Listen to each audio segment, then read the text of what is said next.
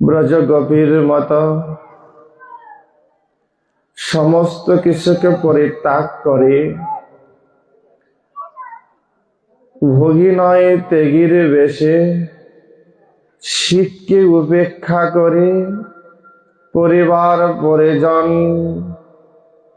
ভালো খাওয়া ভালো পড়াকে পিছনে ফেলে রেখে চলে এসেছেন আদ্যাশক্তি মহামায়া মা কালী মন্দির প্রাঙ্গণে, যেখানে রাধা গোবিন্দ নিতাই গৌরেরও বিগ্রহ বর্তমান।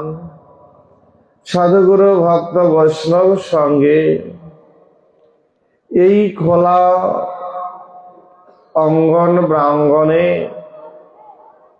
একটু হরিকথা আস্বাদন করার মানসী। রাসলীলায় আমরা যেমনটি দেখতে পাই, গভীর রাতে ভগবান নিকুঞ্জ কাননে মোহন মুরলী বংশী তান করেছিলেন। সেই তান শ্রবণেই ব্রজের সখীগণ যে যে ভাবে ছিলেন, যে যে অবস্থায় ছিলেন, যে যে কর্মেই রত ছিলেন না কেন, সব কিছু মুহূর্তের মধ্যে চিন্তা শূন্য হয়ে বিবেচনা বুদ্ধি পরিত্যাগ করে শুধু কৃষ্ণানুসন্ধানের জন্য ছুটে গিয়েছিলেন বাসীকে অনুসরণ করে। আজ আপনাদের দেখেও তদ্রূপ সেই ব্রজগোপীদের কথাই মনে হয়, কারণ এখানে না আছে ভালো খাওয়া ভালো পড়া ভালো কিছু পাবেন এমন আশা আকাঙ্ক্ষা, তবুও সবার ছুটে আসা একটাই কারণ, সেটা হলো ভগবত কৃপা পাবেন বলে। হরিকথাময় ভগবত কথা কৃষ্ণ ভগবান ডাকছে, তাই আপনারা ছুটে এসেছেন শীতকেও উপেক্ষা করে। দেহ গেহ মন প্রাণ পরিবার পরিজন সবাই পিছনে পড়ে আছে, ভগবত কৃপা পাওয়ার লালসায় ছুটে চলছেন। এক জন্মের নয়, বহু জন্মের সাধনার ফসল। ভগবানকে পেতে শাস্ত্রজ্ঞান জানার দরকার হয় না, ভগবানকে পেতে সারাদিন সাধন ভজনের দরকার হয় না। হরিনাম সংকীর্তন আপনি কতটুকু করলেন, আপনি কত মালা জপ করলেন, আপনি নিরামিষ খেলেন নাকি আমিষ খেলেন, এসব ভগবত প্রাপ্তির মূল বিষয় নয়। ভগবত প্রাপ্তির মূল বিষয় হলো হৃদয়ের আকুলতা বেকুলতা আর হৃদয়ের শুদ্ধ ভালোবাসা। ভগবান শ্রীকৃষ্ণ যেখানে লীলা করেছিলেন, যাকে বলা হয় অপ্রাকৃত মধুময় বৃন্দাবন, বৃন্দাবনের কেউ কিন্তু পড়াশোনা করে না, ব্রজবাসীগণ কেউ স্কুল কলেজে যায় না, ব্রজবাসীগণ সারাদিন ঘরে বসে জপ ধ্যান যাগযজ্ঞ করে না। কারণ তারা কি করেন?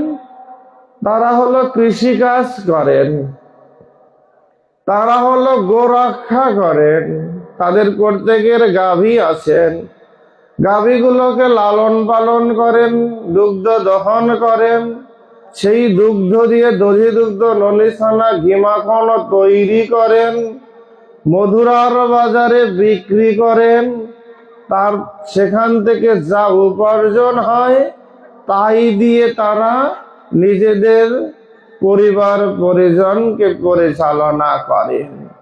সারাদিন থাকে মাঠে, পড়াশোনার জপ দেন যজ্ঞ করার সময় কোথায়? ভগবান তবুও তাদের কাছে বাধা পড়ে আছে। কেন জানেন? যেখানে বেদমন্ত্র পাঠ হয় না, যেখানে যজ্ঞের আহুতি হয় না, যেখানে কীর্তন সভা ভাগবত সভার আয়োজন হয় না, একটা জিনিসের এত প্রখরতা আছে যা জগতের অন্য কোথাও নেই, সেটি হলো সবার মধ্যে অফুরন্ত, নিঃস্বার্থময়, নিখাদময়, একেবারে পিউরিটিপূর্ণ সেই ভালোবাসাটাই আছে। ভগবান ভালোবাসার কাঙাল, অনন্ত কোটি বিশ্ব ব্রহ্মাণ্ডের যিনি অধিকর্তা, সেই ভগবান হাত পেতে বসে আছে ভক্তের দ্বারে। কারণ কি জানেন? ভগবান ভিক্ষুকের মতো হাত পেতে আসেন না। ভিক্ষুক হাত পাতে কিভাবে? এভাবে মানুষের কাছে চায় না যে আমার দাও, 2টা টাকা দাও বা খেতে দাও। আর আমার ভগবান, সেও ভিক্ষুকের বেশে বসে আছে ভক্তের দ্বারে। তার কিসের অভাব? তার কিসের অভাব? অনন্ত কোটি বিশ্ব ব্রহ্মাণ্ড যার, তার অভাব কি? তার একটা জিনিসের অভাব, সেটা হলো ভক্তের হৃদয়ের ভালোবাসা। ভগবান আপেল, কমলা, দধি, দুগ্ধ, ননি, ছানা, ঘি, মাখন নেয় না। ভগবান গ্রহণ করেন ভক্তির আরতি, প্রীতি, ভালোবাসাটা।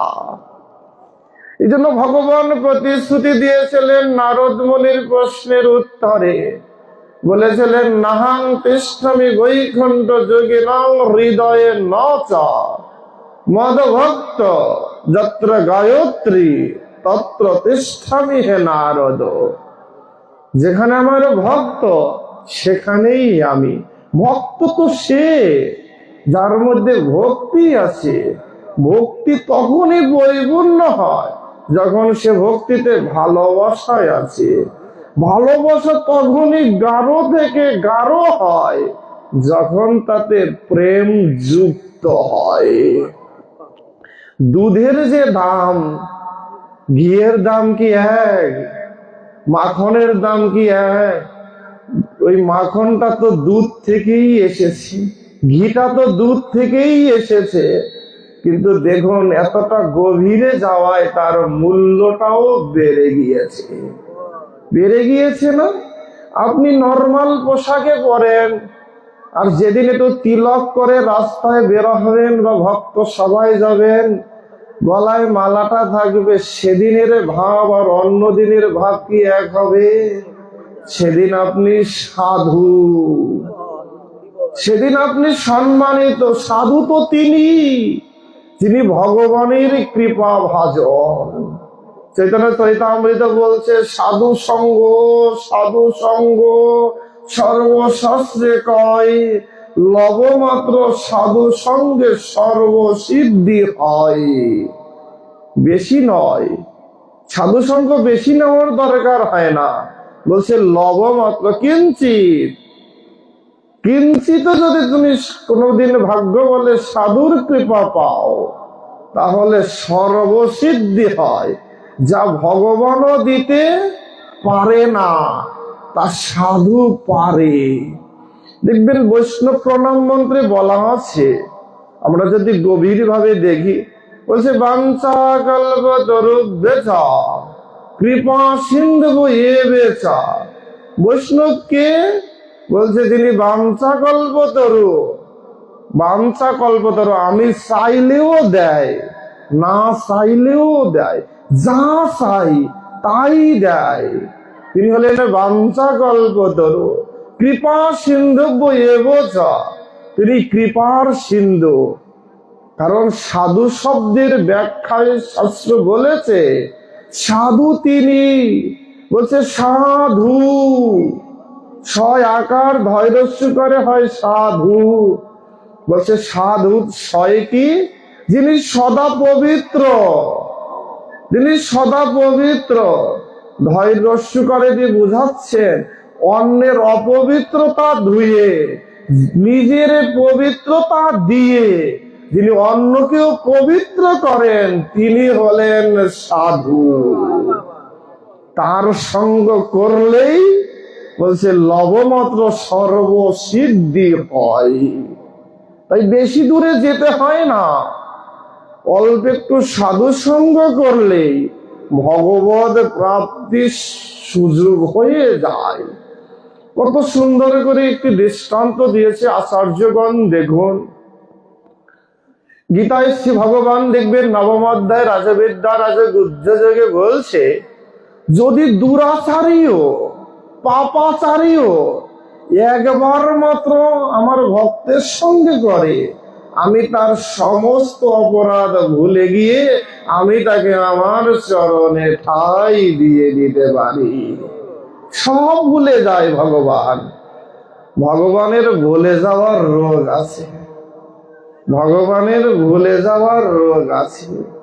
ভগবান ভুলে যেতে পারে। ভগবান প্রতিহিংসা পরায়ণ নয়, ভগবান তো করুণার হৃদয়। তিনি অরুণ বরুণ নিলয়, তিনি পতিত পাবন।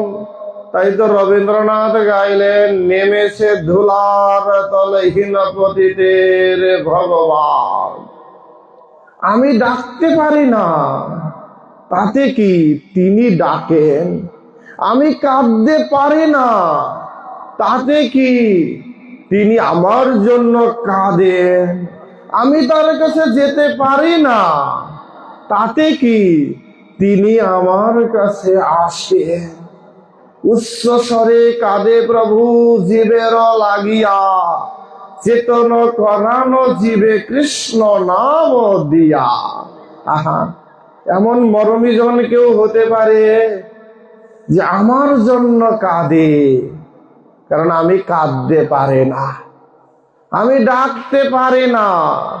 তাই তিনি আমার জন্য হয়ে নদীয়ার পথে পথে, হা কৃষ্ণ প্রাণ কৃষ্ণ দেখা দাও বলে কলির পাবন অবতার কেঁদেছে না?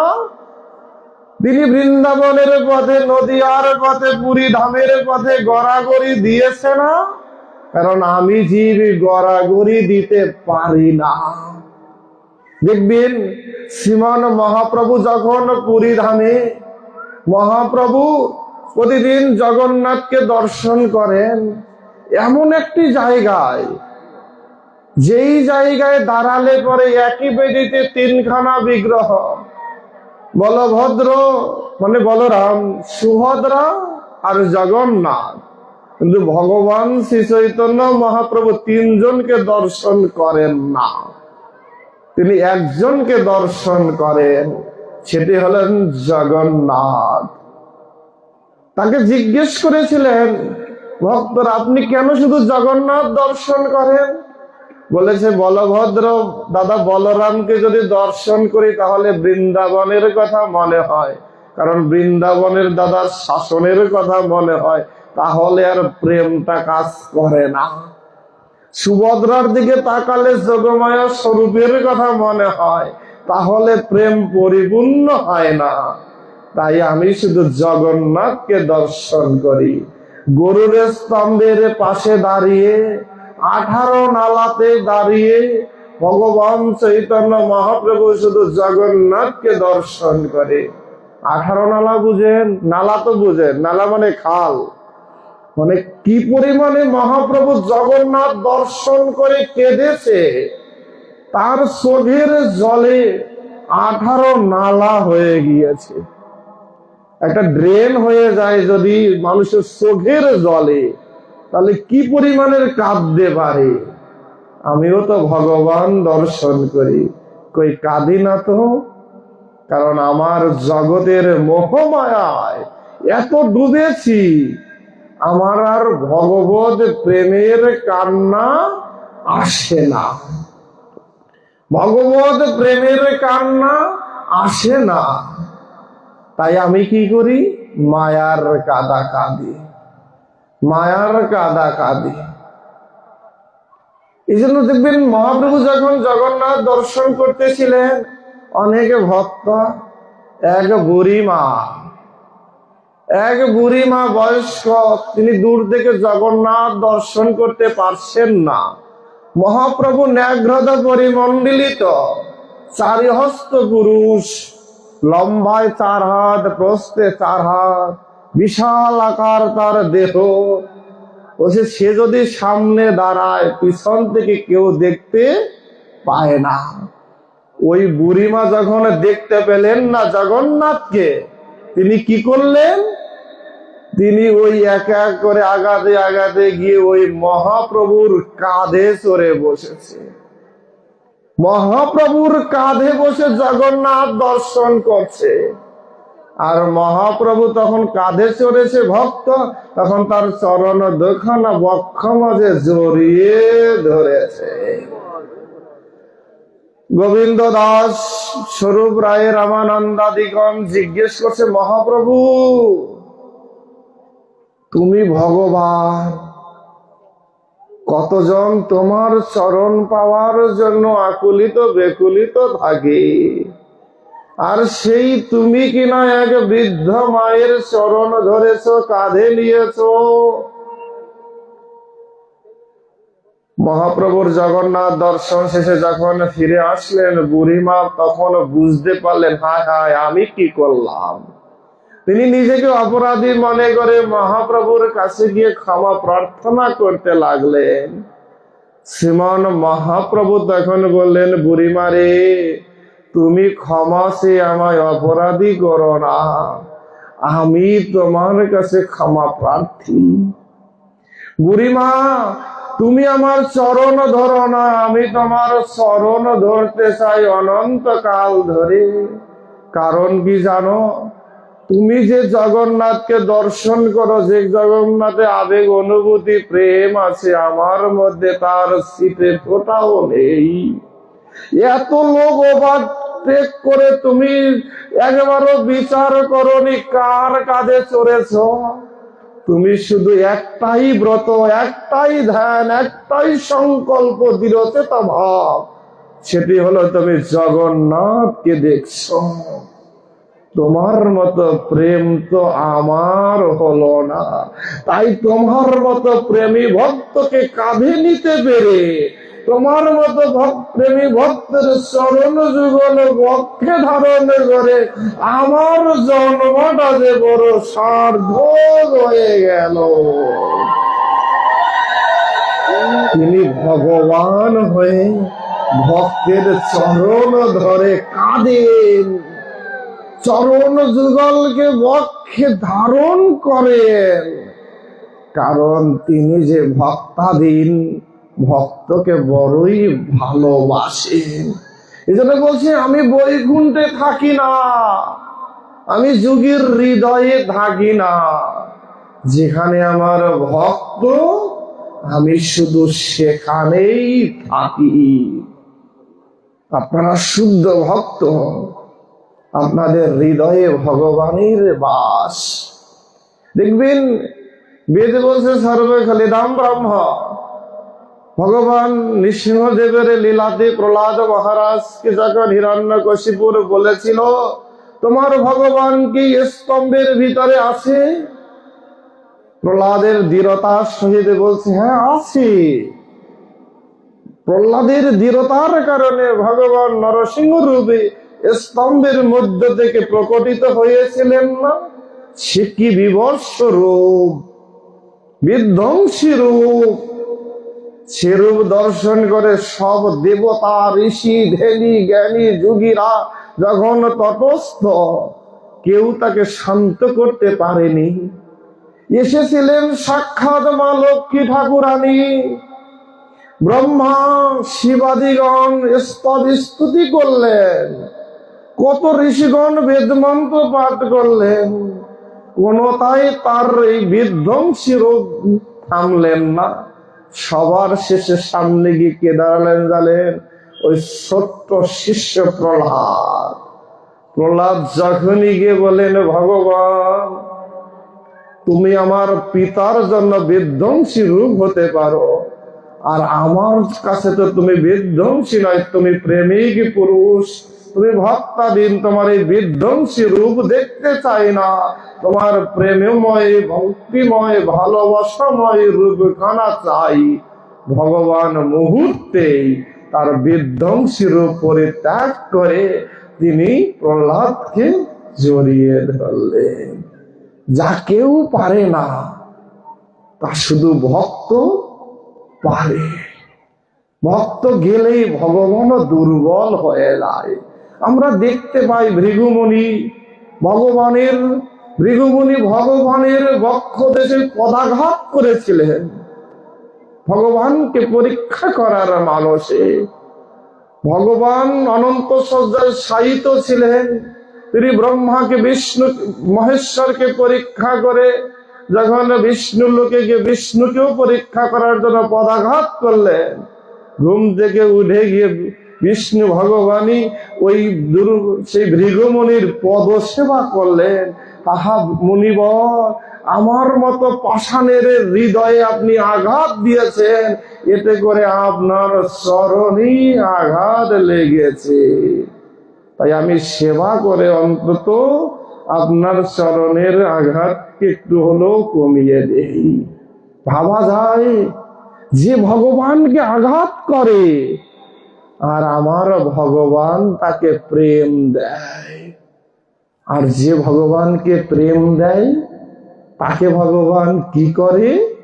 তাকে ভগবানের হৃদয়ে জুড়ে ধরে নেয়। দুর্ভাগ্য, আমরা বুঝলাম না, আমরা চিনলাম না। আমরা শুধু মন্দিরে খুঁজলাম, তীর্থে খুঁজলাম, ভগবান কোথায়, ভগবান কোথায়।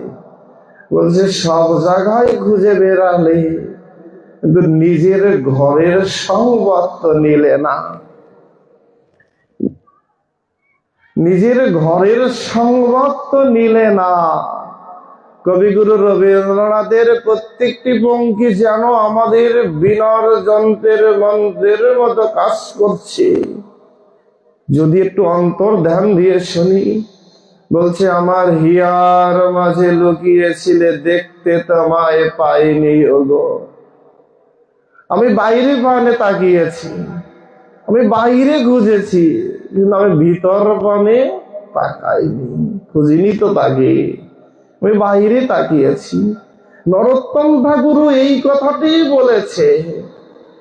বলেছে তীর্থ ভ্রমণ কেবলই মনেরই ভ্রম, কায় মনে করিও গোবিন্দ ভজন। গোবিন্দ ভজন করো অন্ত প্রাণে, তোমার আর কিছু করতে হবে না, গোবিন্দ তোমার কাছে আসবে, গোবিন্দ তোমার কাছে আসবে। ভজন করলে কি লাভ হয় জানেন? ভজন করলে ভজনের চিন্তা করতে হয় না, ভগবান ভজন জুটিয়ে দেয়। লালা বাবুর নাম শুনছেন তো লালা বাবুর নাম, যার অন্নপ্রাশনে তৎকালীন সময় 25 লক্ষ টাকা ব্যয় হয়েছে। সোনার থালায় সোনার গ্লাসে হাজার হাজার লক্ষাধিক ভক্তের সেবা হয়েছে। কল্পনা করা যায় তাহলে কত ধনী মানুষ।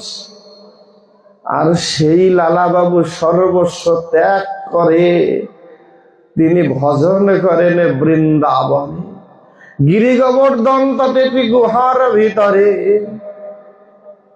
মদন মোহন মন্দির থেকে তার জন্য প্রতিদিন ভোগের প্রসাদ যায়, কোন এক সেবক দিয়ে আসে।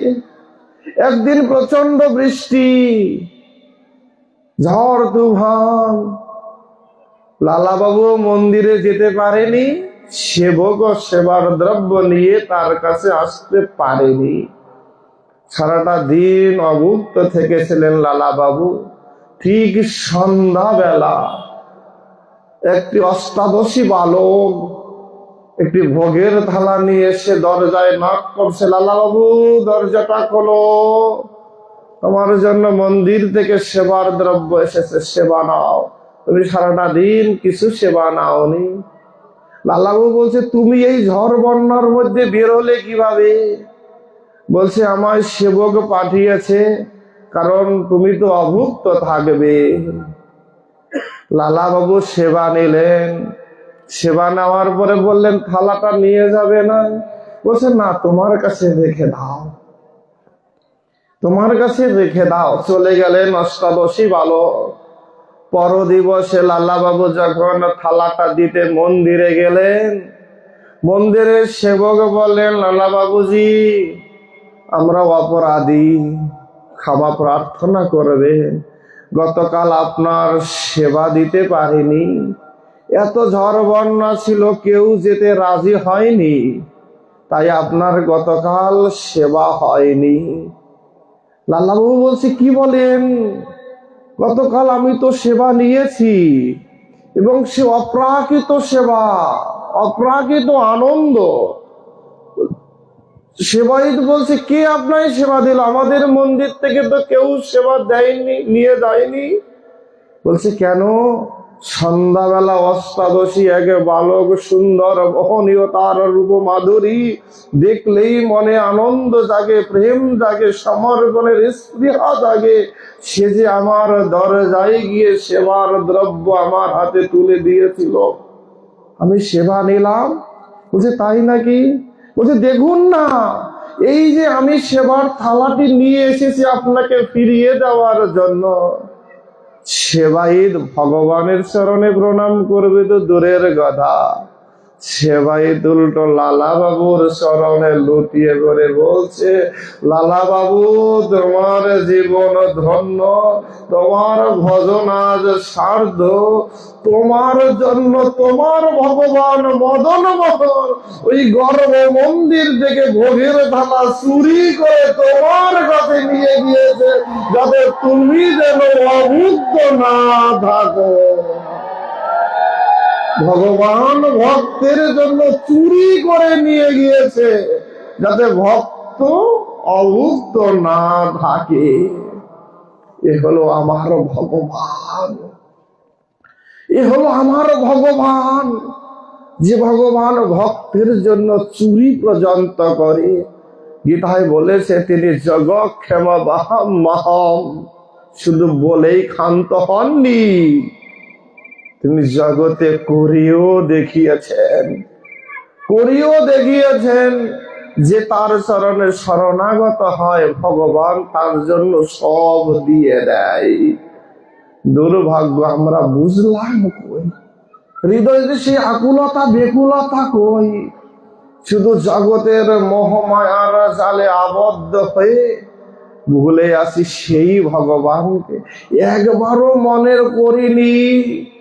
প্রতিশ্রুতি দিয়েছিলাম মাতৃ জঠরের সপ্তম মাসে, যখন আমি উল্টোটা ছিলাম, মাথাটা নিচের দিকে, পা দুটো উপরের দিকে, অন্ধকার প্রকোষ্ঠাত্ম চিৎকার করতে করতে সেদিন ভগবানকে ডেকেছিলাম, ভগবান অন্ধকার থেকে আলোর পথে নিয়ে যাও।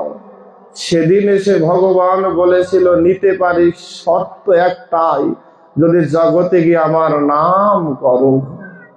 সব কথায় রাজি হলাম, ভগবান উল্টে দিল, চলে আসলাম পৃথিবীতে। কিন্তু জগতের সবার মোহমায়ায় পড়ে গিয়ে সেই ভগবানকেই ভুলে গেলাম। কৃষ্ণ ভুলিয়ে যে জীবনাদি বহির্মুখ, অতএব মায়া তারে দেয় সংসার দুঃখ। আমি ভগবানকে ভুলে আছি, তাহলে আমার দুঃখ কেন আসবে না? আমি ভগবানকে ভুলে আছি, আমার দুঃখ কেন আসবে না? আমি যদি ভগবানকে নিয়ে থাকতাম, তবে আমার তো সুখ থাকতো। দেখবেন সাধু সন্ন্যাসীরা পরিবার পরিজন সব ত্যাগ করে, সেই চর্মশুষ্য লেও পেও ত্যাগ করে আশ্রমে বা মঠ মন্দিরে গিয়ে থাকে না? তারা কি আনন্দে থাকছে না? আমরা সাধারণ জীব, মায়ামুগ্ধ জীব, গিয়ে তাদের চরণে গিয়ে লুটিয়ে পড়ছি না? তারা তো ত্যাগী। আমার ছেলে আছে, মেয়ে, স্বামী, স্ত্রী আছে, অর্ধবিত্ত, ভালো খাওয়া পরা, বাড়ি ঘর সম্পত্তি আছে, তবু সুখের দেখা তো পাই না। সেজন্যই তো ভগবান বা ভগবানের কৃপা ভাজন সাধুগুরু ভক্ত বৈষ্ণবের চরণে গিয়ে লুটিয়ে পড়ি, কারণ ওখানে ছাড়া উপায় নাই। শুধু মনে করি, আমাদের দুর্ভাগ্য কি জানেন? আমরা আর কিছু জানি আর না জানি, দুটো কথা ভালো জানি। ভগবানের ভজন করতে বললে এই দুইটা শব্দ খুব ভালো জানি। একটা হলো সময় হয়নি, আর একটা হলো সময় পাই না। সব কাজে সময় আছে, তো ভগবানের নাম করার বেলায় সময় পাই না।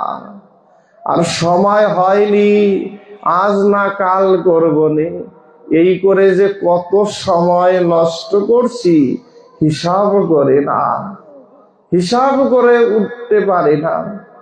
আমাদের অবস্থাটা কেমন জানেন?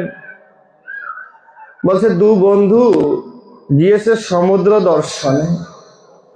সমুদ্র দর্শনে গিয়ে যেটা আমরা সংসারে জীব করি, যে আজ না কাল, কাল না পরশু করবনে, এটা আমাদের অভ্যাস। দু বন্ধু গিয়েছিলেন সমুদ্র দর্শনে। সমুদ্রে গেলে কি করি আমরা? সমুদ্রের জলের মধ্যে হাবুডুবু করে স্নান অবগাহন করি না? কত আনন্দের ছবি তুলি না স্মৃতিময় মুহূর্তকে? এক বন্ধু তাড়াতাড়ি জলে নেমে সমুদ্রের আনন্দে মেতে উঠেছে, আর এক বন্ধু তীরে দাঁড়িয়ে আছে। জলের ভিতরের বন্ধু বলছে, বন্ধুরে নেমে আয় না, জলে আনন্দ করি, মেতে উঠি। ওই তীরের বন্ধু বলছে, রে ভাই, আমার না ওই সমুদ্রের জলের ঢেউতে ভয়, বিশাল বিশাল ঢেউ, ওতে বড় ভয় হয়, তাই অপেক্ষা করছি ঢেউটা যখন থামবে তখন আমি জলে গিয়ে ডুব দেব। জলের বন্ধু বলছে, রে ভাই, সমুদ্রের ঢেউ কোনোদিন থামবে না, আর তোমার কোনোদিন সমুদ্র স্নান হবে না। এ সংসারে তোদ্রব দুঃখ কোনোদিন যাবে না, জ্বালা যন্ত্রণা রোগ শোক জরাবেদি কোনোদিন থামবে না। এর মধ্যেই ভগবানের ভজন করে যেতে হবে। আচার্য বলছে, যে যত জলে নামে সে তত জলে ভিজে, যে নামে না সে ভিজে না। যে ভগবানের হরিনামে ডুব দিবে সে মধুটি পাবে।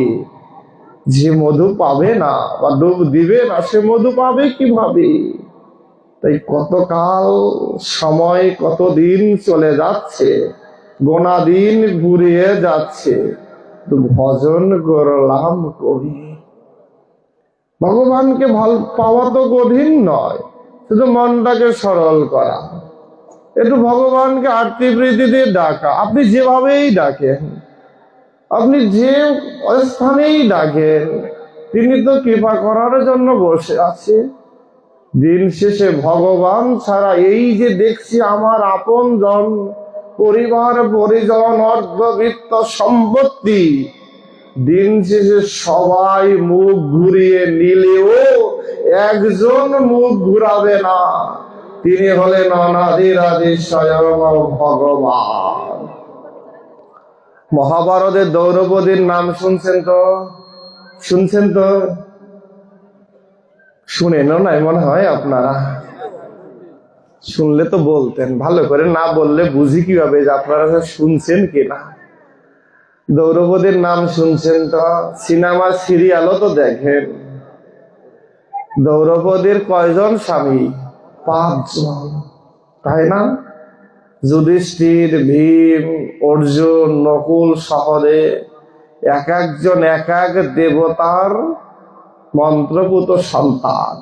তার মানে দেবতা। যুধিষ্ঠির তো স্বয়ং ধর্ম, অর্জুন তো স্বয়ং ইন্দ্ররাজের পুত্র, তাই না? ভীম পবন পুত্র। তার মানে কি ক্ষমতা কম, দাপট কি কম? ধর্ম জ্ঞান, অস্ত্র জ্ঞান, ক্ষমতা কম। কিন্তু হস্তিনাপুরের রাজসভায় যখন দ্রৌপদীর বস্ত্রহরণ হলেন, তখন এই পঞ্চস্বামীর কেউ কি একজন দ্রৌপদীকে রক্ষা করতে পেরেছিলেন? স্বয়ং গঙ্গাপুত্র ভীষ্ম উপস্থিত ছিলেন, স্বয়ং গঙ্গাপুত্র, তিনিও কি পেরেছিলেন? ভরদ্বাজ পুত্র দ্রোণ, যিনি মহাগুরু, তিনি উপস্থিত ছিলেন না? পেরেছিলেন কি রক্ষা করতে? সূর্যপুত্র কর্ণ বুঝতে পেরেছিলেন কি? কেউ কিন্তু রক্ষা করতে পারেননি। সেদিন কে রক্ষা করেছিলেন? যিনি ছিলেনই না, যিনি ছিলেন দ্বারকায়। ঘটনা হস্তিনাপুরে, ছিলেন দ্বারকায়। শুধু যখন উপায় না পেয়ে একবার প্রাণ ভরে ডেকেছিলেন, মাধব তুমি ছাড়াই আমার আর কেহ নাই। মাধব সেদিন ওই দ্বারকায় বসেই বস্ত্রাবতার রূপ ধরে অনন্ত বস্ত্রে দিয়ে সেই দ্রৌপদীকে রক্ষা করেছিলেন না? শুধু কোনো একদিন একটু আঙুল কেটে গিয়েছিল কৃষ্ণের, নিজের অঞ্চলটা চিরে দিয়ে সেটি বেঁধে দিয়েছিলেন। ভগবান প্রতিশ্রুতি দিয়েছিলেন, তুমি আমার জন্য এতটুকু করলে, আমিও সুযোগ পেলে তোমার জন্য কিছু করব। ভগবানকে যদি একটুও স্মরণ করি, একটু যদি তার প্রতি সমর্পণ করি, একটু যদি আকুলতা নিবেদন করি, প্রেমার্পণ করে, ভগবান আমায় অনন্ত কিছু দিয়ে সব ভরিয়ে দিতে পারবে। দুর্ভাগ্য, বুঝি না, চোখের সামনে ঘটে যায়, এ কথা জানি না এমন কেউ নাই, কিন্তু হৃদয়ে প্রবেশ করে না, হৃদয়ে লাগে না। তাই এজন্যই তো বেশি বেশি দরকার সাধুগুরু ভক্ত বৈষ্ণব সঙ্গ করা, ভাগবত সঙ্গ করা। আমি মনে করতেছি এই জগৎ আমার, বাড়ি আমার, গাড়ি আমার, ছেলে মেয়ে অর্ধবিত্ত আমার, এই আমার আমার করতে করতে আমি যে তার, সেই কথাটাই ভুলে গিয়েছি। আমি যে আমার না, আমি মনে করলাম এরা সবাই আমার, আমি যে আমার না, এটাই ভুলে গিয়েছি। একজন সাধু প্রতিদিন খুব গভীর রাতে গঙ্গার ঘাটে যায়। ঘাটে গিয়ে গঙ্গা অভিমুখে বসে তারপরে তার জপ আহ্নিকাদি সমর্পণ করে শেষ রাত পর্যন্ত।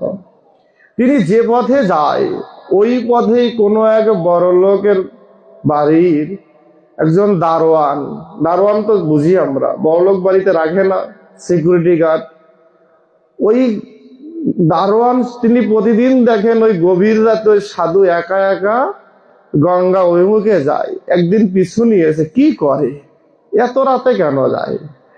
গিয়ে দেখলেন ওই গঙ্গা অভিমুখে বসে তারপরে সাধন ভজন করে, আবার সবাই আসার আগেই ফিরে আসে। একদিন পথ আগলে দাঁড়িয়ে জিজ্ঞেস করছে, ওই দারোয়ান জিজ্ঞেস করছে, সাধু বাবা আপনি কে, আর এখানে কি করতে আসেন? এসে তো দেখি চুপ করে বসে থাকেন, দিনের বেলা আসলেই তো হয়, রাতের বেলা কেন আসেন, কাজ কি? আপনি কোন মন্দিরে থাকেন, পরিচয় কি? প্রতিদিন দেখি। সাধু বাবা সেদিন কি বলেছে জানেন? বলছে তুমি কে, আগে তোমার পরিচয়টা দাও, তারপরে আমারটা আমি দিবনে। দারোয়ান বলছে আমার পরিচয় এই যে বড় একটা বাড়ি দেখেন না, এই বাড়ির মালিকের আমি সিকিউরিটি ম্যান, মানে দারোয়ান, পাহারাদার, পাহারা দেই এই বাড়িটাকে রক্ষা করার জন্য, এটাই আমার পরিচয়। সাধু বাবা বলছে শুনো, আমিও না পাহারাদার, তুমি যেমন পাহারাদার আমিও একজন আর পাহারাদার। তুমি এই বাড়ির মালিকের পাহারাদার, আমিও একজন বাড়ির মালিকের পাহারাদার। বলছে কার? বলছে আমি ওই উপরের ভগবান যিনি আছেন তিনি একখানা বাড়ি করে দিয়েছেন আমাকে, সেটা হলো এই দেহ বাড়ি। এই দেহ বাড়ির পাহারাদার আমি, কারণ এই দেহটা তো আমার না, তার দেওয়া সম্পত্তি, আমি শুধু পাহারা দেই। তুমি যেমন লাঠি নিয়ে দাঁড়িয়ে থাকো, যাতে কাউকে ঢুকতে দাও না, অপরিচিত কাউকে। আমিও তেমনি ভজনের লাঠি নিয়ে দাঁড়িয়ে থাকি, যাতে কামনা, বাসনা, হিংসা, বিদ্বেষ, অহংকারের অপরিচিত কেউ আমার এর ভিতরে না ঢুকতে পারে। তুমি যেমন অপেক্ষা করো, তুমি যেমন সন্ত্রাসী, চোর, ডাকাত ঢুকতে দাও না, আমিও তেমনি লাঠি নিয়ে, ভজনের লাঠি নিয়ে অপেক্ষা করি, যেন এর মধ্যে কোনো দুর্বুদ্ধি, কোনো দুর্বাসনা, কোনো ষড়যন্ত্র যেন এই দেহাভ্যন্তরে প্রবেশ করে যেন ভিতরের ভগবানকে কোনো কষ্ট না দেয়। আমরাও তো পাহারাদার। যদি মনে করি দেহটা আমার, তাহলে ভুল হয়ে যাবে। আমি যে ভগবানের দেওয়া সম্পত্তির কাছে পাহারাদার। বিশ্ববর্ণ দার্শনিক ভাগবত গঙ্গোত্তরী পরম গুরুদেব মহানামৃত ব্রহ্মচারীজি বলছেন, সিঁড়ি একটি, ভগবত ভক্ত উঠে বিষয় আসক্ত নামে, প্রেম উঠায় কাম নামাই। বলছে সিঁড়ি কিন্তু একটি, সে সিঁড়িটা হলো দেহ সিঁড়ি। এই দেহ দ্বারা ভজন করলে ভগবানকে পাওয়া যায়। এই দেহটা দ্বারা ভগবানের দাসত্ব করলে ভগবান চরণ পাওয়া যায়। এই দেহটা দ্বারাই কামের দাসত্ব করলে নর্দমার কীট হতে হয়। বাবা লোকনাথ ব্রহ্মচারীজিকে জানেন, সবাই চিনেন, তাই না? সাধনা করতে করতে আজকের এমন কোন বাড়ি আছে যে বাড়িতে তার ছবি পূজিত হয় না? সাধনা কোথা থেকে কোথায় নিয়ে যায়। আর তিনিও তো মায়ের গর্ভে জন্মগ্রহণ করেছেন, আমিও করলাম। আমার দ্বারা জগতের কি কল্যাণ হলো? দুদিন পরে কেউ মনেও রাখবে না, মরলে পরে দুদিন পরে কেউ মনেও রাখবে না। এটা চিরন্তন সত্য, বাস্তবতা। যে যত দ্রুত মেনে নিতে পারে সে তত দ্রুত ভগবত ধামে যেতে পারে। তাই ভগবানকে ভালোবাসলে ভগবান তার জন্য সব করে। ভগবান ভক্তকে দুঃখ দেয়, কষ্ট দেয়, লাঞ্ছনা গঞ্জনা দেয়, দিন শেষে আবার ভগবান তাকে কোলেও তুলে নেয়। ভাগবত এখানেই বলছে, দুঃখ সহ্য করার শক্তি যার যত বেশি, ভগবত প্রাপ্তির সম্ভাবনাও তার তত বেশি। আমি তো দুঃখ চাই না, সুখ চাই। সুখে ভজন হয় না, দুঃখে ভজন হয়। যখন আপনি পরিবার পরিজন থেকে লাঞ্ছনা গঞ্জনা পাবেন, তখনই দেখবেন ভগবানের কথা মনে আসবে। যখন তাদের সাথে আনন্দের সময় কাটাবেন, তখন আর ভগবানের কথা মনে হবে না। বিভীষণ নাম তো শুনছেন। বিভীষণ চলে এসেছিলেন রামের কাছে। লক্ষণাদিগণ তাকে গ্রহণ করতে পারছেন না, রামের প্রতি বিরূপ মনোভাব। বিভীষণ শত্রুপক্ষ, রাবণের ভাই, তাকে কেন আমাদের দলে নিব? এটা একটা ঝামেলা হয়ে যায় না? এক দলের লোক যদি আর এক দলে বেড়ে, তাহলে মানুষ একটু তাকে সন্দেহের দৃষ্টিতেই দেখে, এই জানি কি একটা করে ফেলতে পারে, তাই না? তদ্রূপ কি করছে, এই কথা কানে গেলেন ভগবান রামের। রাম ভগবান লক্ষণকে দিয়েই বিভীষণকে প্রশ্ন করেন, বিভীষণ তুমি দাদা রামের চরণে আসলে কেন? বলছে আসলাম কেন জানো? এর কৃতিত্ব দুজনার। এই যে আমি ভগবান রামের চরণ প্রাপ্তি হলো, এর জন্য কৃতিত্ব দুজনার। দুজন গুরু আমায় কৃপা করেছেন। প্রথম গুরুর হলো হনুমান। হনুমান লঙ্কায় গিয়েছিলেন, লেজের আগুন দিয়ে সমগ্র সোনার লঙ্কা পুড়ালেন। আমার বাড়ি পুরাননি, কারণ আমার বাড়িতে রাম নাম লেখা ছিল, তাই হনুমানেরও সাধ্য ছিল না আমার বাড়িটি পোড়ানো। আমি হনুমানের কাছ থেকেই জেনেছি রাম নামের মাহাত্ম্য, এবং নিজের চোখেও দেখেছি রাম নাম দেয়ালে লেখা আছে বলে হনুমান সোনার লঙ্কার সেই রাবণের ভবন পর্যন্ত পুড়িয়েছে। আমার ভবনে আগুনের লেশ মাত্র স্পর্শ হয়নি। আমি শুধু শুনিনি, নিজের চোখে দেখেছিও বটে। হনুমানকে সেদিন গুরু রূপে বরণ করেছি। হনুমান আমায় তোমার সংবাদ দিয়েছে, তুমি কোথায় আছো। বলছে আর একজন গুরু। কে? আর এক গুরু কৃপাকে জানো? সেটা হলো আমার ভাই রাবণ। বলছে রাবণ আবার গুরু হয় কিভাবে? সে তো দুরাচারী, সে তো দুরাচারী। দেখবেন পুতনা ধাত্রীগতি পেয়েছিলেন, গতদিন বলেছিলাম পুতনা ধাত্রীগতি পেয়েছিলেন। যদি কংস তাকে না পাঠাতেন তাহলে কি পেতেন? কংস শয়তান হলো মাঝে মধ্যে আবার ভালো কাজও করে, কিন্তু আমরা হলো শুধু খারাপটাই দেখি, ভালোটা দেখি না। মনটা পজিটিভ না, পাল্টাই নেগেটিভ।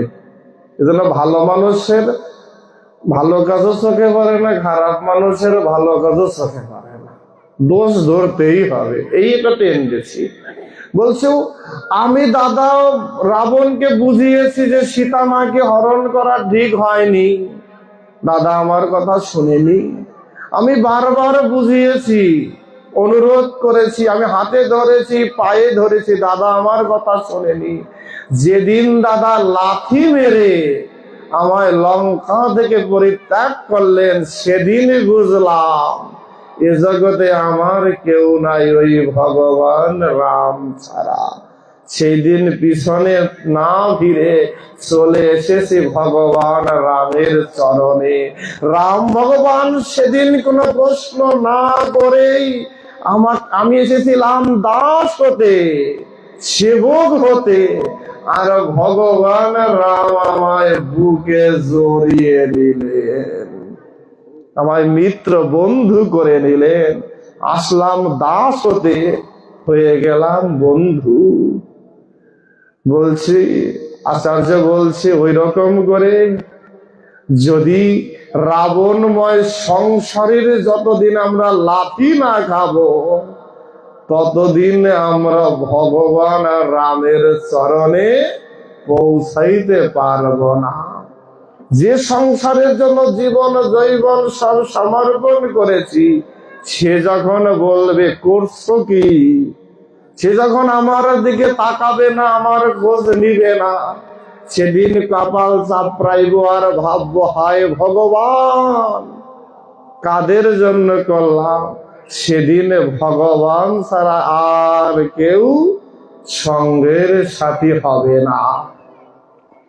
এত অর্ধবল, ক্ষমতা বল, বৃত্ত বল, সম্পত্তি, জনবল, রূপের বল, কত অহংকার, কিন্তু মানুষ মারা গেলে শ্মশানে অন্ত্যেষ্টিক্রিয়া করার দিন কি বলে রে বাবা? কি বলে? আপনাদের নগরকান্দায় কি বলে? সেদিন বলে হরি বল, হরি বল, হরি বল, বলে না? সেদিন আর অর্থ, বৃত্ত, সম্পত্তি, রূপ, সৌন্দর্য কোন বল কাজ করে না। সেদিন একটাই বল, সেটি হলো হরি বল। এই জন্য মা আনন্দময়ী বলছে হরি কথাই কথা, বাকি সব বৃথার ব্যথা, বাকি সব বৃথার ব্যথা। দেখুন আমরা ব্রজ বিপিনে প্রবেশ করব, আপনাদের ধৈর্যচ্যুতি হচ্ছে না তো? কষ্ট হচ্ছে না তো? একটু কষ্ট করুন না। সংসারের জন্য তো কতই কষ্ট করেন, একটু ভগবানের জন্য কষ্ট করেন। এই কিছুক্ষণ পর তো চলে যেতে হবে মায়ার সংসারে, মজে উঠবেন মায়ার দাসত্বে। যতটুকু এখানে থাকবেন সাধুগুরু ভক্ত বৈষ্ণব সঙ্গে, এই এতটুকু সময়ের হিসাবে ওখানে জমা হবে, বাকি সময় কিন্তু জমার খাতায় উঠবে না। উঠবে না, এতটুকুই উঠবে। এখানে যদি কেউ মনে করি আমার আত্মীয় পরিবার পরিজন এসেছে, আমার ছেলে মেয়ে ভাই বন্ধু এসেছে, ভুল হবে। এখানে যারা এসেছে সবাই ব্রজের জন, সবাই ব্রজের জন, সবাই ভগবদ্গত প্রাণ, কেউই সাধারণ নয়, সবাই প্রণাম্য, সবাই প্রণম্য। এখানে সে ভেদাভেদ করা যায় না, এখানে নারী পুরুষ হয় না, উঁচু নিচু হয় না, বৈষ্ণব অবৈষ্ণব হয় না। এখানে সবার একটাই পরিচয়, সবাই এখানে এক কাতারে বসেছেন, কারণ সবাই আপনারা অমৃতস্য পুত্রা, ভগবানের সন্তান। তাই এখানে আমরা সবাই এক, এটাই আমাদের জীবনের বড় প্রাপ্তি। এই জন্য শাস্ত্র বলছে অপন্ন মদ অপন্ন মেদায় পুণ্যাদ পণ্য মধুচ্ছতি পুণ্যস্য পুণ্য মাদায় পুণ্য মে বাবা অবশিষ্যতি। এই কথা, এই প্রসঙ্গ, এই ভক্ত, এ পুণ্য, এ কখনো শেষ হওয়ার নয়। মরমী ভক্তর যত শুনে তত আনন্দ হয়, আরো শুনতে ইচ্ছা হয়। আর যে মরমী জন নয়, তার কাছে এগুলোর হৃদয়ে লাগে না, এগুলোর হৃদয় পর্যন্ত পৌঁছায় না। কোথাও একটি ভাগবত পাঠ আসর হচ্ছে, একটি সরল সহজ মানুষ, গ্রামে খেটে খাওয়া মানুষ, তিনি ওই পাঠাসনের সবার পিছনে বসেছে। হঠাৎ করে শুনলেন ব্যাসপীঠস্থ পাঠক আচার্য মহারাজ বলছে, ব্রজ বৃন্দাবনে নন্দ মহারাজের নবলক্ষ ধেনু, নবলক্ষ ধেনু, তিনি ব্রজের রাজা, সবাই তার প্রজা।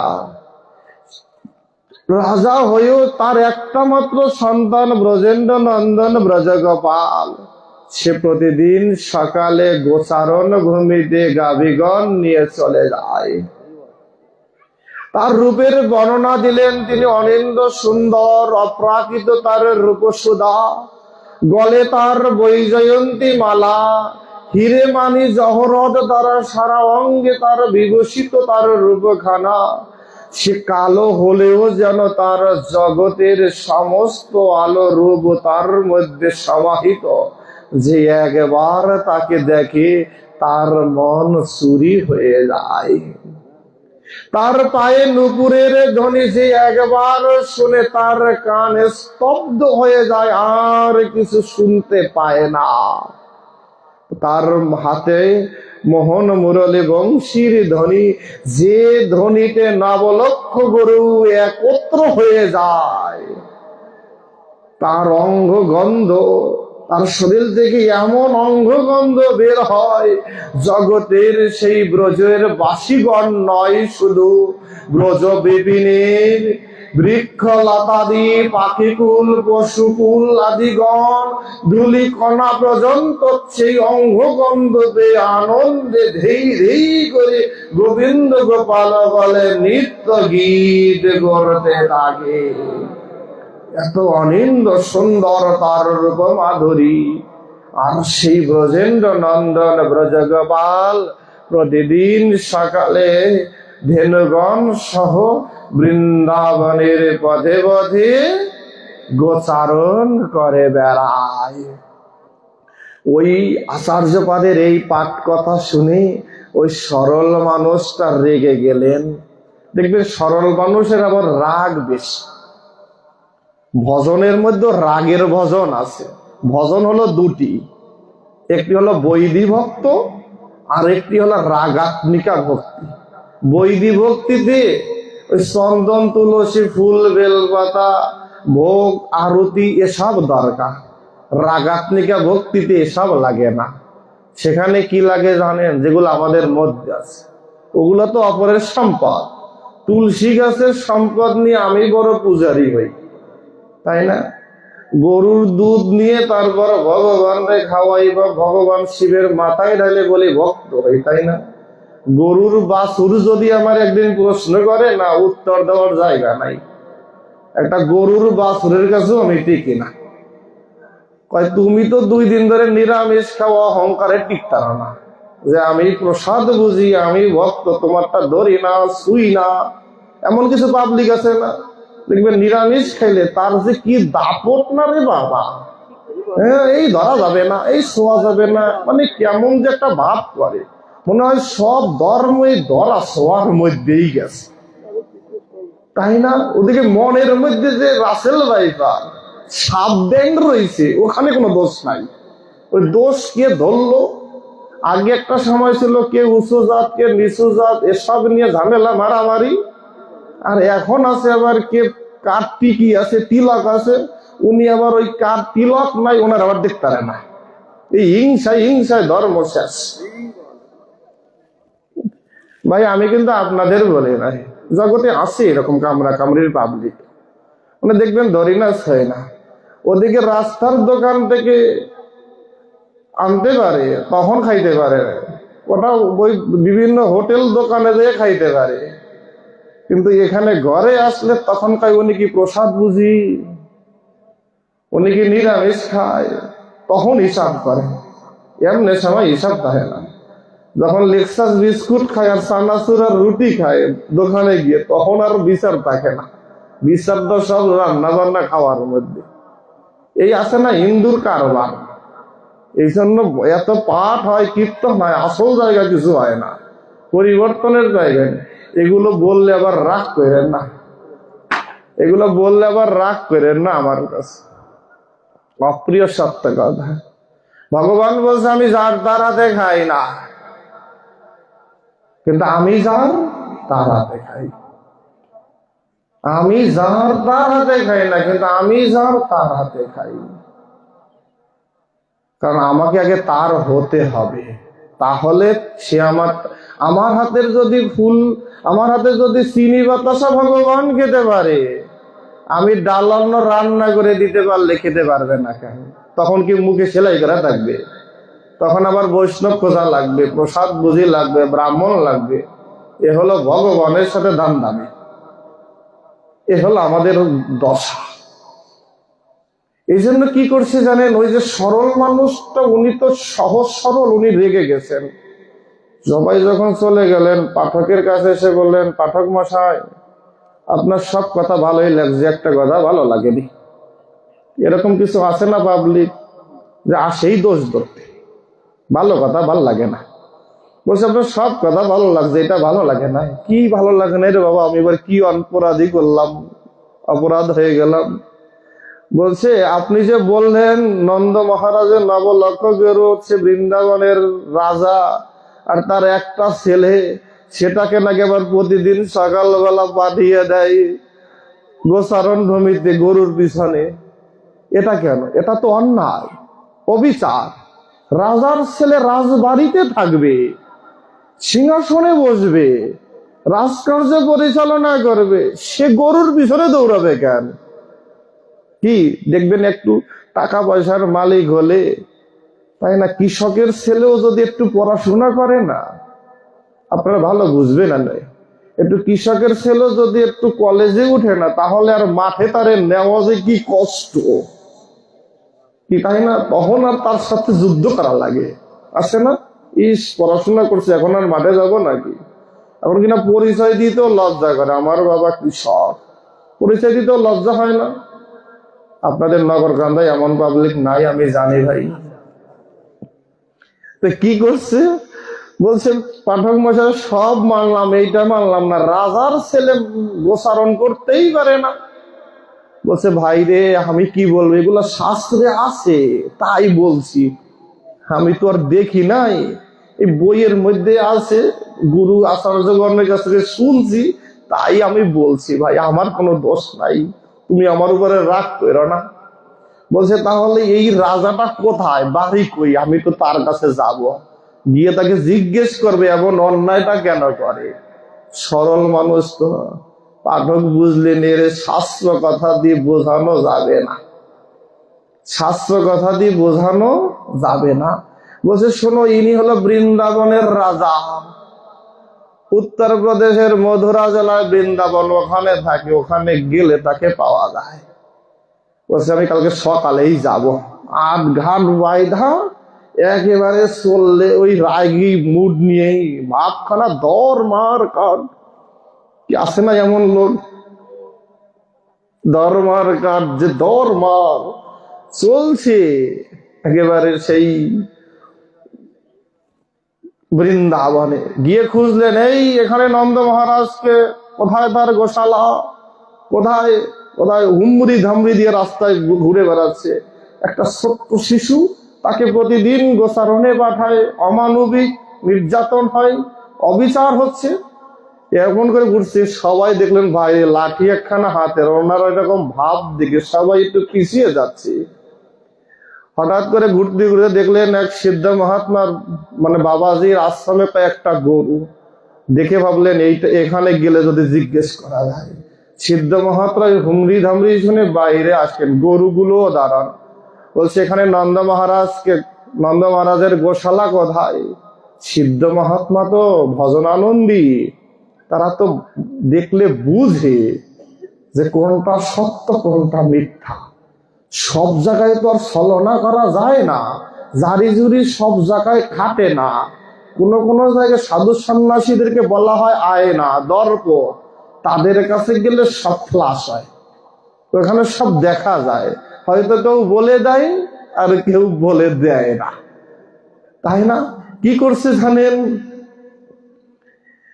সিদ্ধ মহাত্মা বলছি শোনো, নন্দ মহারাজের সাথে পরে দেখা করবে, ঠিক আছে, এটাই তার গোশালা, তুমি এখানেই থাকো, তুমি ভালো মানুষ।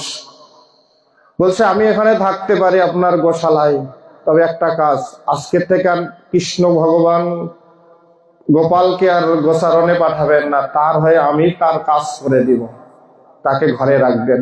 বলছে ঠিক আছে, আমি নন্দ মহারাজকে বলে আমি কৃষ্ণ গোপালকে ঘরে রাখবো, আর তুমি তার হয়ে কাজটা করো, ঠিক আছে। পরের দিবস থেকে এই সরল মানুষটি তিনি একটু চলে গেলেন। ভগবানকে পেতে হলে একটু পাগলামিও করতে হয়। প্রভু জগৎবন্ধু সুন্দর বলছে আমাকে 3 শ্রেণীর মানুষ বুঝবে, সবাই না, এর মধ্যে একজনও পণ্ডিত না, একজনও জব করা পাবলিক না, নিরামিষ খাওয়া পাবলিক না। কোন 3 শ্রেণীর লোক বুঝবে জানেন? বলছে পাগলে, বালকে আর মাতালে। মাতাল মানে আবার ওই জলীয় খাবার খাওয়া মাতাল না, ভুল বুঝবেন না, এটা হলো হরিনামের মাতাল। আছে না আপনাদের এই অঞ্চলে ওরাকান্দির যেমন মধুয়া, মধুয়া মানে কি মেতে থাকা, হরিনামে মেতে থাকে, এটা পাগল, তাই না? হরিনামের পাগল। দেখবেন ছোট ছোট কাপড় পরে, গামছা পরে, কেউ কিভাবে হরিনাম করে, কি তাণ্ডবের সহিত, কল্পনার বাইরে। হরিনামে যে পাগল হওয়া যায় ওসব জায়গায় না গেলে তো বোঝা যাবে না। আপনারা তো সবাই গেছেন এসব ভূমিতে, আসলে কি পরিমাণের পাগল হয় এরা। বলছি এই পাগল না হলে হয় না, এই আপনারাও তো পাগল। আমি যদি বলি এই আপনারা জনে জনে পাগল, পাগল না হইলে শীতের মধ্যে কেউ এসে বসে থাকে এরকম মাঠের মধ্যে, পাগল ছাড়া কেউ করে? আপনার বাড়ি কি কাপা কম্বল তোষকের অভাব করছে? অভাব হয়েছে, আপনি এখানে এসে বসলেন কেন ঘন্টার পর ঘন্টা? পাগল না হলে হয়?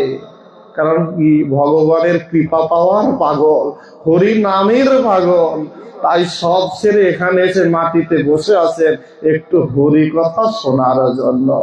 তাই বাবা রে, পাগল না হলে ভগবানকে পাওয়া যায় না, পাগল হতেই হবে, আজ হন আর কাল হন, হতেই হবে। এই সরল মানুষরা পরদিবস থেকে গোচারণ ভূমিতে ধেনু গোস্বাদিগণ নিয়ে যায়। এই সিদ্ধ মহাত্মা তাকে গুরুকরণ করেছে, তিনি প্রতিদিন তাকে 2খানা করে রুটি দেয়, 2খানা রুটি ঘরে বসে খেয়ে দেয়, আর 2খানা রুটি, উত্তরপ্রদেশের মানুষ আবার অন্ন খায় না, এগুলো বাঙালির খাবার, ওরা আবার রুটি খায়। কি করছে, দুখানা রুটি আবার দিয়ে দেয় ওই মাঠে বসে দুখানা রুটি প্রসাদ সেবা নিয়ে আবার বিকালবেলা ফিরে আসে। একদিন গুরুদেব কিছু সকালে কিছু খেতেও দেয়নি, চলে গেলেন। দুপুর হয়ে গেলেন, তাও লোকও পাঠাচ্ছে না। সরল মানুষ তো রেগে গেছেন, আজ গুরুদেব আমায় কিছু দিল না, আমার ক্ষুধা লেগেছে। আসলে দুর্ভাগ্য হলো ওই দিন একাদশী, আর বৃন্দাবনে ব্রজ মহাত্মাগণ সিদ্ধাত্মাগণ তারা একাদশীতে নির্জলা থাকেন, মানে জলও খান না। এই জন্য তার জন্য সেবার দ্রব্যও পাঠায়নি। কিন্তু সরল মানুষ তো রেগে গেছেন, না খেয়ে কি কাজ করা যায়? যদি প্রসাদ না থাকে সে অনুষ্ঠানে মানুষ যায় বলেন। আর যেদিন শুনি খিচুড়ি হবে না, সেদিন দেখবেন আগে না হলো পরে লাইন দেয় না, কি এক পোটলা খায় দুই পোটলা বাড়ি নেয়। আর যেদিন শুনে যে হাতে দিবেন এক ফোঁটা ফল, তাই আজকে না গেল ভালো। ভাই আপনারা না এমন মানুষ। কি করছে বলছেন, খুব রেগে গেছে, রেগে গিয়ে মানে খুব আছে, গুরুর উপর রেগে গেছে। এমন সময় শ্রী ভগবান একজন ব্রজসখার বেশ ধারণ করে এসে এক থালা ভোগের সেবার দ্রব্যাদি নিয়ে এসে তার কাছে দাঁড়ালে। শুনো, তোমার গুরু আজ আমায় পাঠিয়েছে তোমার সেবার দ্রব্য নিয়ে, তোমার প্রচন্ড ক্ষুধা লেগেছে, তুমি সেবাটা গ্রহণ কর। বলছে, গুরুদেব আর লোক পাঠায় নাই, কই তোমাকে তো আশ্রমে কোনোদিন দেখিনি, তুমি কই থেকে আসলে? তবে তোমাকে কেন যেন খুব পরিচিত মনে হয়। তোমাকে ওই যে আমার প্রথম জীবনের যে পাঠক বলেছিল তার বর্ণনার সাথে কিছুটা মিলে যায়। আবার গুরুদেবের মন্দিরের ভিতরেও যাই আছে, তার সাথে কেন জানি চেহারা একরকম লাগে। হতেও পারে জগতে কত রকমের লোক, তোমাকে তো আগে কখনো দেখিনি। বসে, তুমি এত কথা বলো না, গুরুদেব পাঠিয়েছে তাড়াতাড়ি সেবা নাও, আমাকে আবার ফিরে যেতে হবে। তাড়াতাড়ি করে সেবা নে। বসে, তুমি আমার পাশে বসো, তারপরে সেবা নাও। গোবিন্দকে পাশে বসিয়ে সরল মানুষটি সেবা নিলেন। সেবা শেষে থালাটা বললে, থালাটা নিয়ে যাবো। সে, না না, আমি নিব না, তুমি নিয়ে যেও, আমার অন্য জায়গায় অন্য কাজ আছে। আমার কি এক জায়গায় কাজ নাকি, আর এক জায়গায় আর এক কাজ আছে। বিকালবেলা বাড়ি ফিরলে, মানে আশ্রমে ফিরলেন। ফিরে বললেন, গুরুদেব বললেন যে আজকে তো সারাদিনে কোনো সেবা হয় নাই, গরুগুলো গোয়াল ঘরে রেখে হয়, অন্তত কিছু খেতে দেই, তুই তো ক্ষুধা সহ্য করতে পারিস। বলছে, কেন গুরুদেব, আপনি তো লোক পাঠালেন, আমি সেবা নিলাম। বলছে, না তো, কাউকে পাঠাইনি। বলছে, কেন থালাটা বের করে দিলেন? বলছে, এই যে থালাটা। বলছে, আরে এ থালাটা তো সাধারণ নয়, এটা আমার মদন মোহন ভগবানের মন্দিরের ভোগের থালা। আমরা খুঁজে বেড়ালাম সারাদিন ধরে, পেলাম না। ভগবান আজ তোর জন্য থালা ভর্তি প্রসাদ চুরি করে ওই মাঠে নিয়ে সেবা দিয়েছে। কি বলো, সে আবার ভগবান? না না, তার সাথে আমার কথা হয়েছে, সে আমার বন্ধু, আমার সখা। বলছে, তাই নাকি? পরের দিন সকালবেলা গুরুদেবকে ডেকে বসে, গুরুদেব আজকে 2খানা রুটি দিলে হবে না, 4খানা দিতে হবে, কারণ আমার সখা বলেছে সে আমার কাছে আসবে, গল্প দিবে। বলছে, তাই নাকি? বলছে, হ্যাঁ, আমি তাকে বলেছিলাম আমি একা একা আসি, আমার খুব কষ্ট হয়, গল্প করার কেউ নাই। ওই গরুগুলোর সাথে কি গল্প করা যায়? তুমি অন্তত এসো, অন্তত গল্প করে সময় কাটবে। তাই আমার শাখায় আসবে, তুমি 2খানা রুটি বাড়িয়ে দিবে। গুরুদেবের 2খানার জায়গায় 4খানা রুটি দিল। সরল মানুষ, বনটার নাম ভান্ডির বন। ভান্ডির বনে নিয়ে গেলেন, গোবিন্দকে ডাকলেন, গোবিন্দ আসলেন, দুজনে মিলে প্রাণ ভরে সেবাও নিলেন। এরপর থেকে দেখা যাচ্ছে কি জানে, ওই সরল মানুষটির অঙ্গজ্যোতি যেন দিন দিন বাড়তেছে, চোখের মধ্যে যেন দিব্য জ্যোতি বের হচ্ছে, যেন তার চেহারাটা যেন অন্যরকম মনে হচ্ছে, দিন দিন অদ্ভুত হয়ে যাচ্ছে। তার শরীর থেকে ওই যে ভগবানের সান্নিধ্য পাচ্ছে, স্পর্শ পাচ্ছে, তার শরীরেও অঙ্গগন্ধ লেগে যাচ্ছে। গুরুদেব একদিন কাছে থেকে বলছে, তুই যে সখার কথা বলে প্রতিদিন রুটি নিয়ে যাস, একদিন তাকে আমার কাছে নিয়ে আসিস, একটু দেখবো। শিষ্য গিয়ে গোবিন্দকে বলে, গোবিন্দ, আমার গুরুদেব তোমায় ডেকেছে, যাওয়ার জন্য আসছি, যেতে হবে। বলছে, না না, তোমার মধ্যে যে সরলতা আছে, তোমার গুরুর মধ্যে সরলতা নাই, তাই তুমি দেখতে পেলেও সে তো আমায় দেখতে পাবে না। বলছে, এত কথা বুঝি না। সরল মানুষ তো রেগে গেছে, বলছি এত কথা বুঝি না।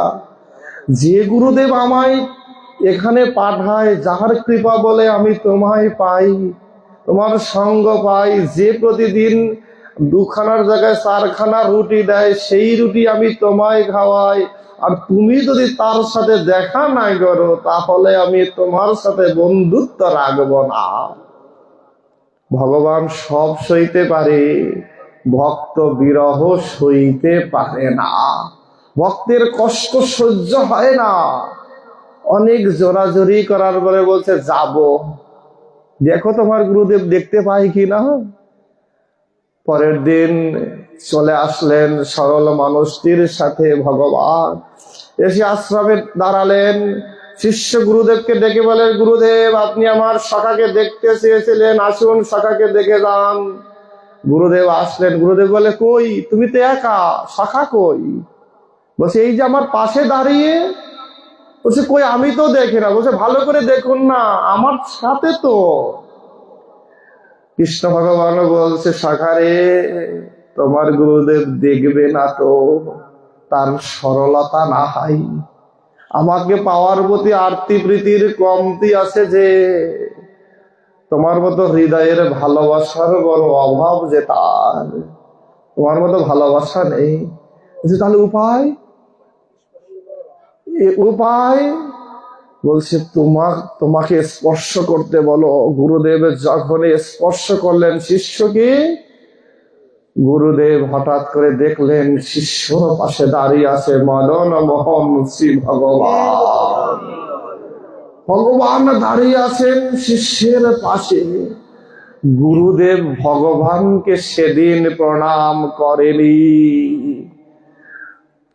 গুরুদেব সেদিন ভগবানকে প্রণাম করেনি। গুরুদেব শিষ্যের চরণ দুখানা বুকের মধ্যে জড়িয়ে ধরে বলছে, ওরে শিষ্য রে, অনন্তকাল শুনেছি গুরু শিষ্যকে উদ্ধার করে, আজ তোমার মতো শিষ্যকে আমার মতো জীবাদ উদ্ধার হয়ে যাবে। আমি তোমায় ভগবান দেখাতে পারলাম না, তুমি আমায় ভগবানকে দেখিয়ে দিলে। আজ থেকে আমি তোমার গুরু না, তুমি আমার গুরু হয়ে গেলে। এই বলে আজ সিদ্ধ মহাত্মা গুরু আজ শিষ্যের চরণ তলে লুটিয়ে গড়ে হাবুডুবু খাইলে। আহা আহা, মোহন মুরলী সেই লীলা তত্ত্ব কথা। যদি হৃদয়ে একটু সরলতা থাকে, একটু ভগবানের প্রতি আরতি প্রীতি নিবেদনের ভালোবাসা থাকে, তবে ভগবান ধরা দেয়, আজও ধরা দেয়। এ ঘটনা দাপর যুগের নয়, এই কলিযুগেরই ঘটনা, বেশি দিন দূরের ঘটনা নয়। এ গল্প কাহিনী নয়, এ যে বাস্তব চিরন্তন সত্য কাহিনী, আজও দেখা যায়। বলছে, অদ্যাবধি লীলা করে সেই গোরা রায়, কোন কোন ভাগ্যবানে দেখিবারে পাই। এখনো দেখা পাওয়া যায়, যদি আমি চাইতে জানি, আমি ধরার মতো ধরতে জানি, আমি আমাকে যদি শুধু দিতে পারি, তিনি আমার হতে যে বড় বাধ্য। দুর্ভাগ্য, আমরা রাতের বেলা ঘুমাই, সকাল বেলা ঘুমে থাকলে এক নয় মা ডেকে দেয়, অথবা বাবা ডেকে দেয় না, মোবাইলের অ্যালার্ম না হলে ডেকে তোলে না, বা নিজেই কিনা একটা সময় দেখি যে আসলে অনেক বেজে গেছে, ঘুম ভেঙে যায় না, বিছানা ছাড়ি না। বলছে, আমরাও তো ভব ঘুরে ঘুমে আছি, কে ডাকবে, কে ডেকে তুলবে এই মোহমায়ার জগৎ সংসারের ঘুম থেকে? এই ডাকার লোকটাই হলেন গুরু, এই ডাকার লোকটাই হলেন সাধুগুরু ভক্ত বৈষ্ণব, এই ডাকার লোকটাই হলেন মধ্যস্থ ভাগবত, যে জেগে তুলছে ওরে মায়ার জীব আর ঘুমিয়ে দেখো না, জীবনা দিন ঘুরে যায়, একটু আসো হরি কথা শোনো, হরি নাম করো, হরি গুরু ভক্ত বৈষ্ণবের সঙ্গ করো, অন্তিমে তুমি ভগবত চরণ পাবেই পাবে। খালি ভাগবতী ও রসসাধন বিশ্রাম করি, শুধু বলে যাই, কারণ আপনাদের ধৈর্যচ্যুতি আর কাটাবো না, অনেক রাত হচ্ছে, শীতের রাত, তাও উপেক্ষা করে যে বসে আছেন আপনারা, আপনাদের চরণে আমার মতো মাদৃশ্য অদমে ভুলণ্ঠিত দণ্ডবত প্রণাম জানাই। আপনাদের আর্তিবৃত্তি ভক্তি দেখে আমি আজকে অধম একেবারেই অসহায় হয়ে পড়লাম। আমি মনে করি আমি ভজন করি, আপনাদের দেখে মনে হয় আহারে ভজন রে। এই শীতের মধ্যে উপেক্ষা করে এই মাটিতে বসে আছেন শুধু একটু হরি কথা শোনার জন্য, একটু ভগবানকে ভালোবাসার জন্য, ভগবত কৃপা পাওয়ার জন্য। এমন দিন আমার কবে হবে? এমন আত্মীবৃত্তি নিবেদন আমার জীবনে কবে আসবে? হরি বলে আমি কাঁদতে পারবো, হরি নামে ডুবতে পারবো, হরি প্রেম রসাস্বাদনে নিজেকে ডুবিয়ে দিয়ে আমি প্রেমানন্দে হরি বল বলতে বলতে হরির চরণে নিজেকে মিশিয়ে দিতে পারবো। যদি আপনাদের আশীর্বাদ থাকে, সাধুগুরু ভক্ত বৈষ্ণবের কৃপা থাকে, প্রভু বন্ধু সুন্দরের অযাচিত করুণা থাকে, তবে হবেই হবে। এ আমার দৃঢ়তা, আমার বিশ্বাস। তাই দেখুন, দুদিনের নিমন্ত্রণে এসেছিলাম আপনাদের মাঝে। গতদিন এসেছিলাম সন্ধ্যার পরে, আগামীকাল সকালে আবার ফিরে যেতে হবে। এটাই কিন্তু জগতের খেলা, সবই দুদিনের খেলা। এসেছি, আবার চলেও যেতে হবে। আসার আগে বারবার খবর নিয়েছি, ফোন করেছি, লোক তারা দাদারা ভাইয়েরা লোক দিয়ে রেখেছে আমাকে রিসিভ করার জন্য। কোথায় কখন কিভাবে আসবো, কোথায় থাকবো আগেই নির্ধারণ করে রেখেছে, কারণ তখন আমার অচেনা পথ ছিল, আর যাওয়ার সময় এখন আমার চেনা পথ। আসার সময় দেরি হলেও যাওয়ার সময় যেতে কিন্তু দেরি হবে না, যেতে কিন্তু দেরি হবে না। সিঁড়ি দিয়ে ওঠা কঠিন, নামা কিন্তু সহজ। যারা সিঁড়িতে উঠেন দেখবেন ওঠার সময় অনেক কষ্ট হয়, তো নামার সময় কিন্তু সহজ অল্পেতেই নামা যায়। তাই এসেছি যখন, যেতে হবে। এটি সবার বেলায়। একটু পরে এ আসর খালি হয়ে যাবে, কেউ থাকবে না, তাই না? কে থাকবে সে সময়? ওই মা ঠিকই থাকবে, ওই রাধা গোবিন্দ ঠিকই থাকবে। আমি আপনি সবাই আপন আলয়ে ফিরে যাব, আবার আগামীকালের প্রতীক্ষা। এটাই দার্শনিক দর্শন তত্ত্বের কথা, এটি ভগবত তত্ত্বের গভীর কথা। কেউ থাকবে না। এবারই পাহারা কে দিবে? ওই যে মা দিবে, রাধা গোবিন্দ দিবে। আমি দুদিনের শীতের অতিথি পাখির মতো আসলাম, আনন্দ করলাম, দুঃখ কষ্ট রোগ শোক যারা বেঁধে ভোগ করলাম, আবার পরক্ষণেই চলে গেলাম। তাই যাওয়ার সময় যেন খালি হাতে না যাই, খালি হাতে না যাই। আসার সময় খালি হাতে আসলেও যাওয়ার সময়, সে গতদিন দেখেছি আমি, দাদা ভাইয়েরা যারা আয়োজক কর্তা তারা চিড়ে আর জিলাপি প্রসাদ দিয়েছে, তাই না? যাওয়ার সময় সবার হাতে একটা করে পোটলা করে নিয়ে বাড়ি গিয়েছি না প্রসাদ স্বরূপ। আজও কিছু না কিছু তো দিবে, সে ফল মিষ্টি জল যাই হোক দিবে তো, কি দিবে তো? বলছে দিবে তো। তাহলে এই যে দেখুন, এসেছি খালি হাতে, যাওয়ার সময় ওই এক পোটলা প্রসাদ আমার কাছে অনেক আনন্দের, প্রেমময়, প্রেমময়, তাই না? তাহলে আমি বাড়ি গিয়ে কি বলবো, আমি কি নিয়ে আসলাম? এখানে আসলাম, কিছু শিখলাম না, জানলাম না, বুঝলাম না, শুধু আসে সময় কাটালাম, এটাকে ধর্মচর্চা বলে না। ভাগবত বলছে, পাশের বাড়ির আত্মচিৎকার যার কর্ণে প্রবেশ করে না, ভগবানের মোহন মুরলে বংশীর ধ্বনি তার কর্ণে প্রবেশ করতে পারে না। তাই অনুষ্ঠান হোক, বড় বড় নাম যজ্ঞ কীর্তন ভাগবত হোক, আমি অনুরোধ করবো আয়োজক কর্তা সহ সবাইকে, কত টাকা খরচ হচ্ছে, কত লাইটিং, ব্যানার, ফেস্টুন, কত কিছুতে। দেখবেন আপনার এই স্বজাতি কোন ছেলে মেয়ের পরীক্ষার ফিস দিতে পারে না, কেউ কেউ বই কিনতে পারে না, এর জন্য কতজনের পড়াশোনা কিনা বন্ধ হয়ে যায়, কারো মেয়ের বিয়ে দিতে পারছে না, কেউ কিনা রোগশোকগ্রস্ত হয়ে আছে। এই অনুষ্ঠান করেন কৃষ্ণ কৃপা পাওয়ার জন্য, ভগবত কৃপা পাওয়ার জন্য।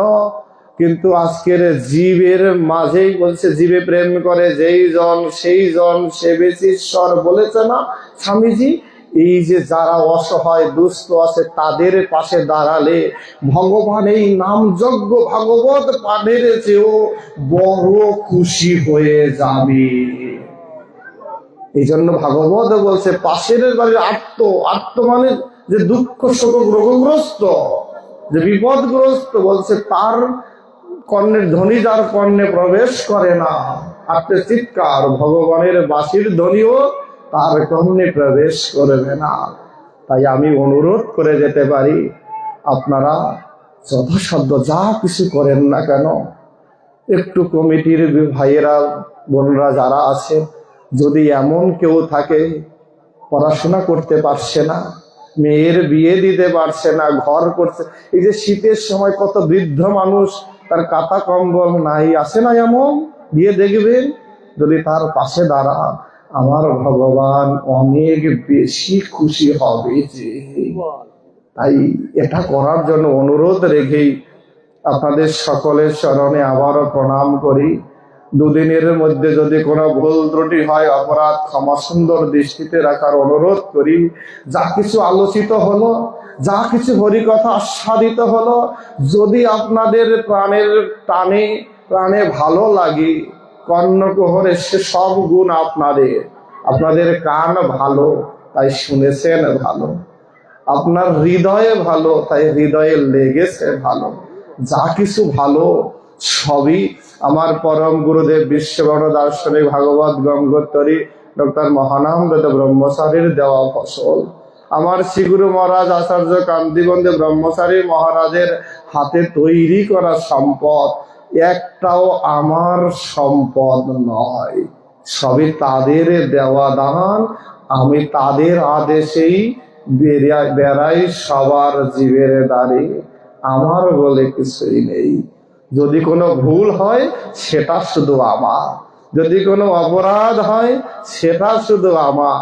তাই আপনাদেরই একজন মনে করে ভুল ত্রুটি অপরাধ ক্ষমা করবেন, আশীর্বাদ করবেন, শুধু এ জন্মেই নয়, জন্মে জন্মে যেন অনাদিকাল ধরে আপনাদের মতো সাধুগুরু ভক্ত বৈষ্ণবীর কৃপাকে সম্বল করে হরি নামে হরি প্রেমে মতোয়ারা হয়ে প্রভু বন্ধু সুন্দরের নিত্য সেবায় যুক্ত হতে পারি।